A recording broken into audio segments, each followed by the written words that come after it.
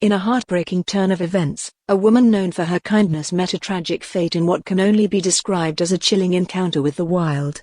At the age of 64, Jody Proger from Stewartsville, Ohio, lost her life on November 15 when she became trapped inside a deer enclosure on her own property, and was fatally mauled by one of the very animals she had spent years rescuing. For over a decade, Jody dedicated herself to rehabilitating injured white-tailed deer. In 2013, she rescued a days-old fawn after its mother was killed in a car crash. She named him Weezer, and from that moment, her life changed. Her 5-acre property in Belmont County became a haven for these creatures, indoors, out, even into the home at times.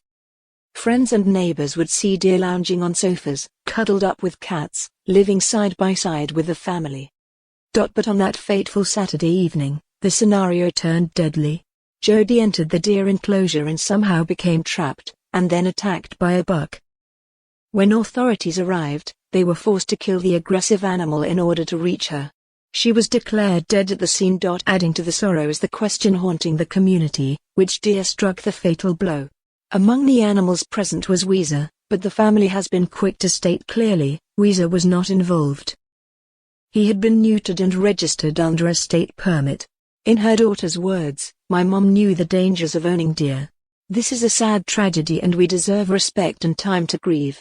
At the same time, state agencies, Ohio Department of Natural Resources and the Ohio Department of Agriculture, are investigating how the operation was being run, the housing of the deer and whether the tragic incident might have been prevented. The life that began with the rescue of one tiny fawn has ended under the weight of a shockingly cruel twist, a rescuer, embraced by nature, overtaken by it. And now the community is left to reckon with the fragile line between compassion and danger. For those of us watching from afar, it's a reminder that the wild remains wild. Even when we open our hearts and our homes.